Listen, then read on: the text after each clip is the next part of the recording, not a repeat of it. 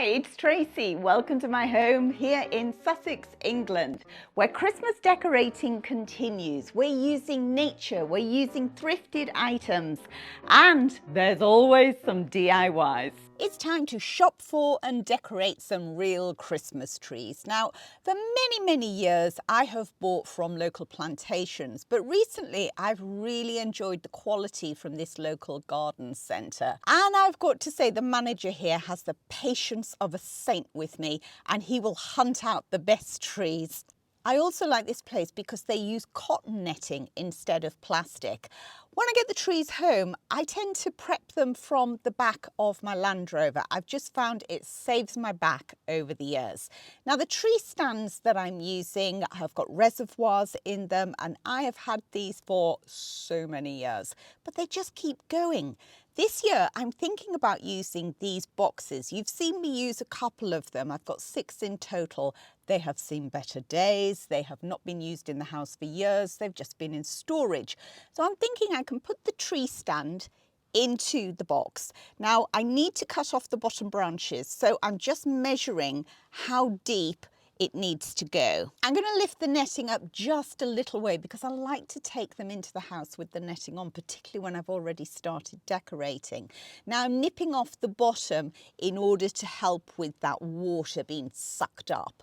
And these like to drink, so I'm drilling lots of holes. I know it looks terrible, doesn't it? It looks as though I'm hurting the tree. It's already dead, don't worry. Once I've measured the depth of the box, then I can nip off those lower branches and just ease them out. And then I've got more for decorating, so nothing goes to waste. I like to offer up the plant stands at this stage as well. And you can see here, I need to nibble off a little bit more. So into the house we go. We're going to put one into the Snug, and we're going to do one for the kitchen. So after a bit of a wrestling match, a few swear words and a lot of eye rolling, we've managed to get the trees into the box, which coordinates really well with my fire basket. Loving the tones there, and we've cleaned everything up. So we're going to decorate the Snug. We're going to do all these different areas and work our way around the room. As you can see, the furry supervisor is super excited. First up, tree topper. Had this for years. I just keep spraying it different colours and it just keeps on going, except that's not quite worked to plan, has it? That is way too tall. So there we go, finally got it, and it is touching the ceiling.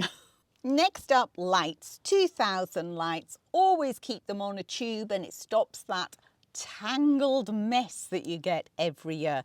Now, the way I like to do it is up and down the branches, in deep to the tree, to the trunk, and then back out, loop over the end of the branch and keep repeating the process.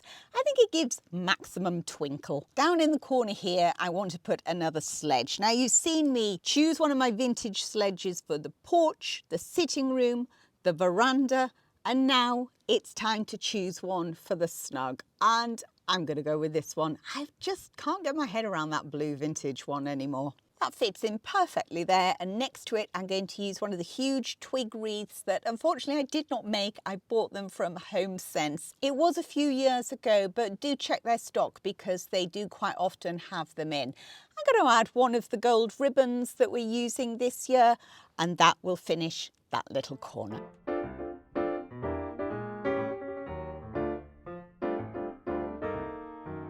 Let's jump over to the mantle and to a DIY. Now, I was at an equestrian sale not long ago. If it's got the word sale, I'm straight there. They were selling these horse lead ropes for just £10. That's 3 for £10. So £3.33 each. They're 6 foot in length, and the brass clips that they have on them would be worth more than that.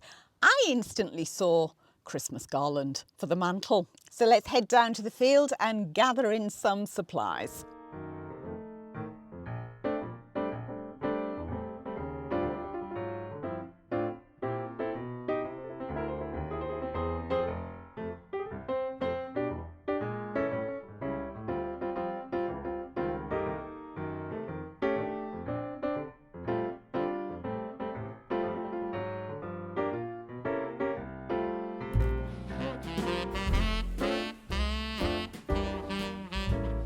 I've cut quite a bit of the leylandii. I've also got the bottom of those Christmas trees, which I may or may not use.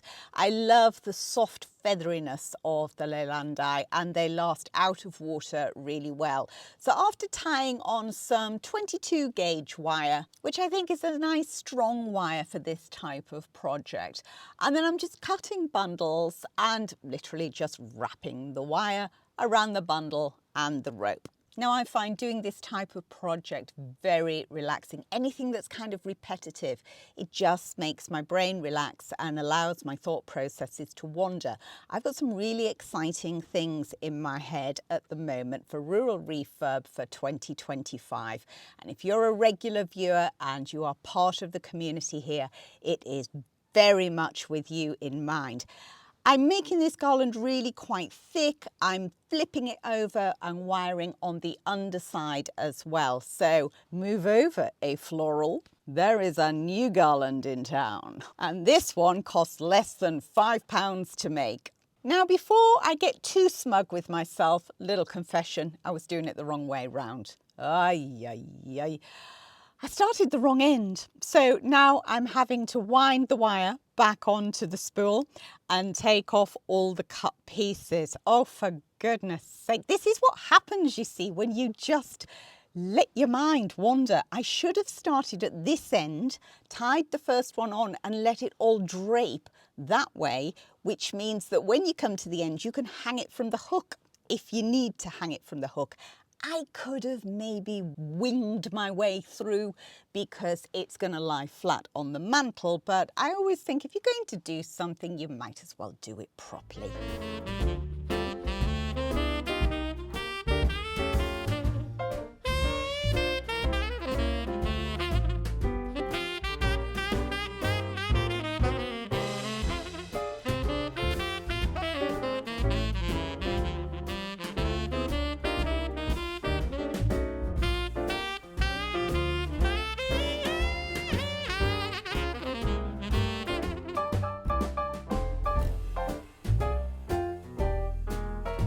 It's a new day and I've woken up to a glorious morning. This is the view from my dressing room. Now, before we continue with the mantle, let's go down to the kitchen and do the other Christmas tree. So we've done exactly the same thing, same amount of arguing and cursing as well, and popped it into the basket, cleared everything up, and this time left enough room for my topper. Again, it's a very old one. I think this one started life as purple and sparkly. Yeah, I once did a purple and lime green tree.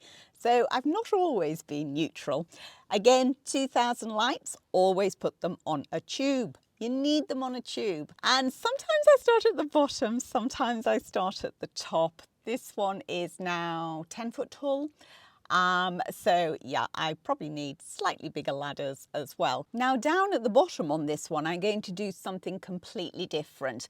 Just run that past the furry supervisor. He likes to be kept in the loop on everything. First of all, we're going to decorate the tree though. Now I bought these 3 big baubles. They were just $3.99 in a pack. They were from Home Bargains. I bought them with the intention of doing a makeover on them.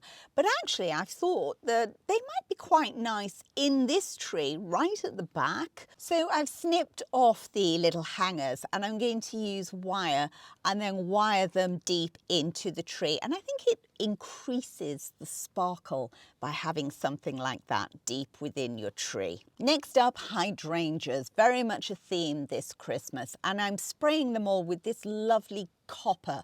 We're using metallics and I love this spray paint. It makes such a difference to them. So the hydrangeas I will use all year round. And why not at Christmas? And why not in your Christmas tree? Another homemade decoration to go on are the golf balls. Did you see my first Christmas episode where I transformed golf balls into hammered metal looking decorations? Go check that out if you missed it. Up next are these lace bobbins.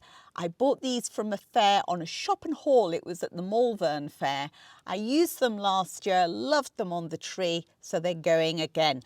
as are these decorations. Now, last year I made these and I'm going to give you a quick recap. This is a really easy way to upcycle your very old baubles. So I've just taken one of the baubles and I'm going to use a glue gun and some raffia. Now, raffia comes in lots of different colours, so if that whole natural vibe is not your thing, then of course you could be doing them in any colour you wish. And it's also a great fun thing to do sat around the table with children. So dig out your old baubles and get creative.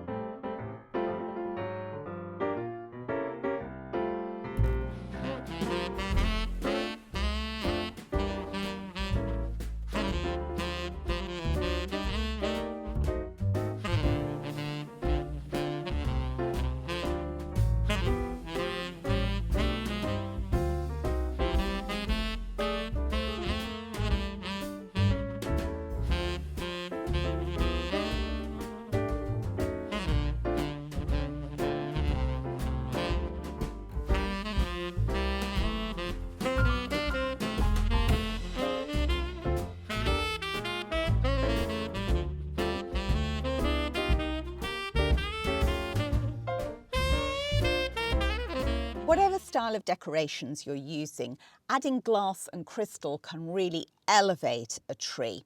Now, these old chandeliers, they were actually wall lights, and I was taking down the wall. I like to take down walls. So I popped those to one side and I'd been nibbling off them for a few years, adding them to chandeliers, and this is pretty much what was left. So last year I decided to turn these into Christmas decorations.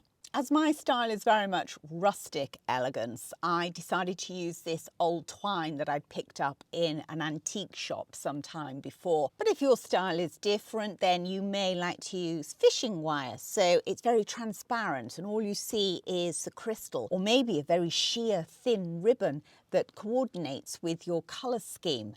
You've just got to let your mind run with it. They're so versatile. Look around antique stores, auctions, charity shops, thrift stores. You often find them, little tin of them somewhere where somebody's taken them down and then not knowing what to do with them. They do pop up and they're just wonderful if you can grab hold of them.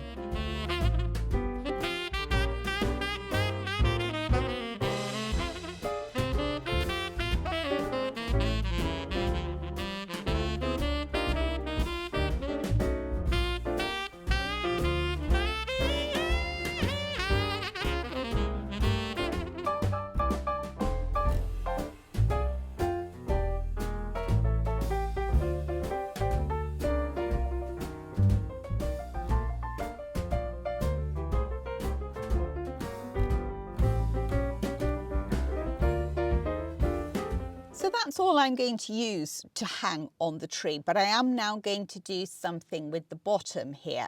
I could do what I did before, you know, I could put blankets in there, I could have them draping down the side, but actually I'm going to take some cardboard boxes, some brown wrapping paper. I'm going to add to that one of the ribbons that we're using this year, along with some clippings from the garden, and I'm going to wrap up some fake presents and I'm going to use those under the tree, but not on the floor. I'm very, very carefully lifting those bottom branches and wedging the packages in there.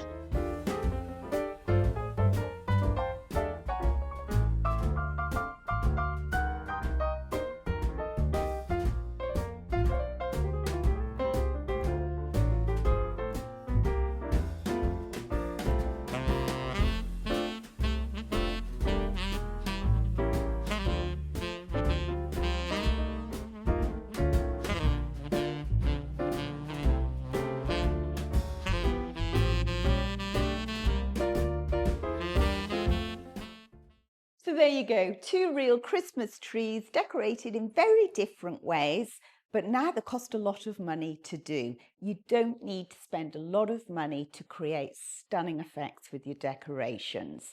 Now, before we pop back up to the Snug and finish that mantle, just want to let you know about next episode. We're going to continue decorating in the kitchen. There'll be tablescapes, lots of ideas for your Christmas table. Because we love a bit of a shop and haul here at this channel, we're going to pop over to the auctions and we're going to see what we can find. Maybe there's something we can incorporate into the Christmas decoration. So let the auction gods be with us. And that episode is going to be my last one for 2024. So we're going to conclude that one with a tour of the Christmas decorations. That's all next time. We've not finished this episode yet, so let's get back up into the Snug and get cracking up there. Come on. Loving my horse lead rope garland. So pleased with that. I'm going to add a log at the side, and on top of that I'm going to add my favourite candles, which are linked down below, into some brass candle holders, and they are all kept secure with museum wax. You've got to have that in your decorator's arsenal. I'm going to add a few pine cones and a few more embellishments, including these battery operated lights that I picked up on Amazon. So again, I'll link those down below. I don't normally light up my garland because there are no sockets nearby and nearly all of my lights run off the mains. But these battery operated ones, I think they're going to work a treat.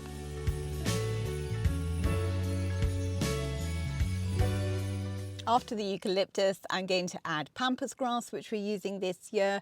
Remember this one? It was brown, tried to dye it green, came out gold.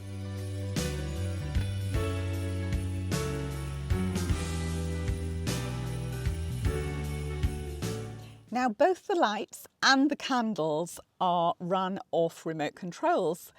I've just got to remember which way round they go. And to help stop the garland from drying out, I'm going to give it a light misting every day.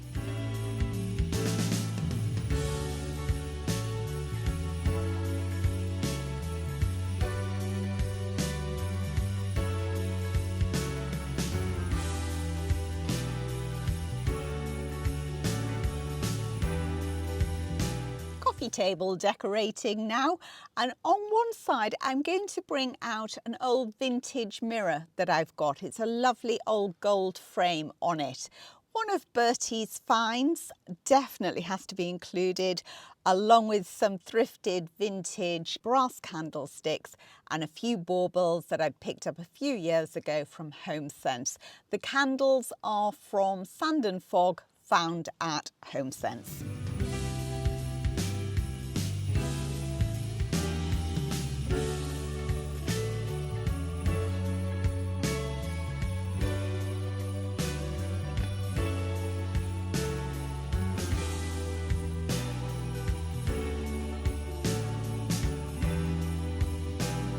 Now what to put on the other side? Let's go do a DIY. So vintage bowl here, again, I think it was actually in a job lot at auction. I wasn't too sure about the gold on it, but actually it's perfect to use at Christmas. So I've got these old foam blocks. I used them in my decorating last year, and a bread knife that I keep in the garage. Don't we all keep bread knives in the garage for cutting foam? Maybe just me. Okay. So to protect the bowl, I'm actually just adding a little bit of Gorilla Tape. The reason being is that I am then able to take my foam block and pop some glue on there, and it will hold it in position without damaging the bottom of your bowl. It means you can go and search in the back of the cupboards and bring out all those beautiful big old bowls that you've got, decorate with them and not damage them.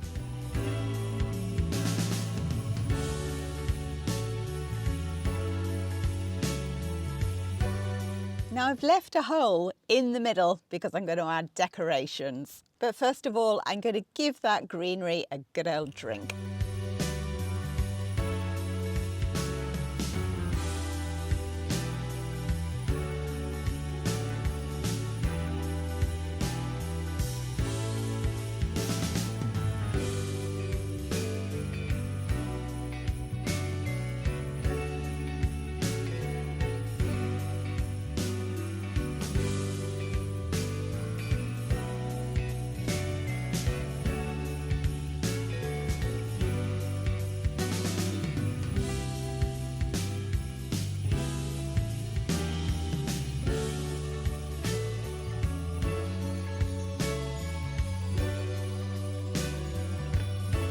So super simple coffee table styling ideas for you there. Now we're going to move over to the side table that we have at the end of the sofa. And again, it's going to be a very simple construction. I've got a big old charity shop vase that I did my faux stone effect on, clippings from the garden. I've got a bust that I did a little bit of a colour makeover on, along with a thrifted bowl. Again, that was from the Malvern Fair. I did very well on that haul. Some big old baubles a few years back from HomeSense, and my favourite Wimberley, Texas coasters.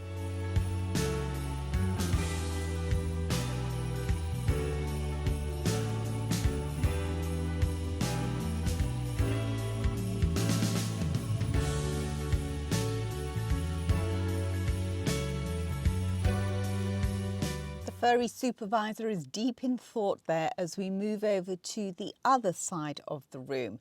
Now the lamps, they were done in a makeover. I'll link the video below, so they're going to stay there. I want to do something with the mirror though, and I have a hankering to use a coat hanger. I've literally just taken this wooden coat hanger from my dressing room, and we are now going to tie on some greenery. I remember doing this as a child with wire coat hangers, and we didn't use greenery back then, it was tinsel. We used to spend many a happy hour wrapping tinsel and adding baubles to coat hangers. So this is very much my updated, more sophisticated version of that technique.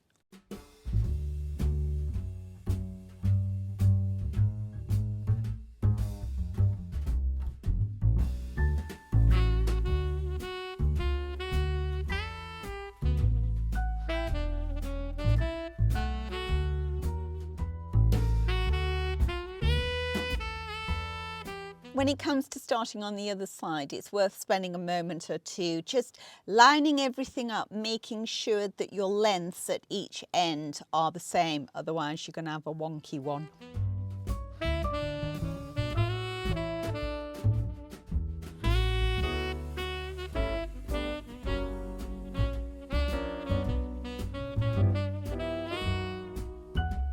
The spritzing bottle is out again. This was off Amazon. It's a cute little thing and it gives a really fine mist, so I'll link that below.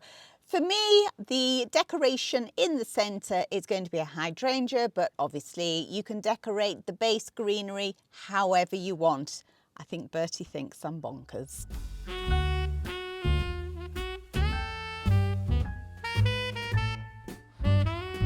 The jug is not watertight, so I'm not going to put any fresh greenery in there. I'm going to take a faux garland and then just wrap it around and around, almost like creating a bird's nest. I'm then going to push that firmly into the jug and add some twigs from the field. A simple way to stop all your little baubles getting all tangled up is to store them on a skewer.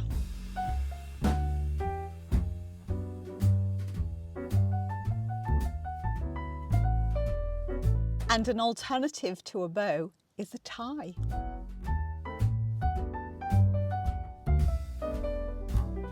I love using copper fairy lights. I will link them below. I'm using them all over.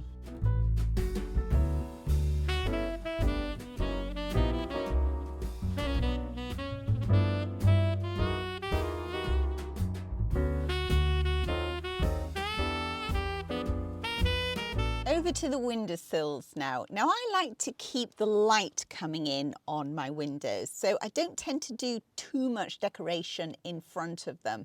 So I'm just using the big old candlesticks. It used to be pink and I waxed them brown with a candle and an oversized ribbon. The bow doesn't have to be oversized, but if you run the tails along and luxuriate them along the length, just gives a different feel. And I had a tiny little bit left over. I don't like to waste anything.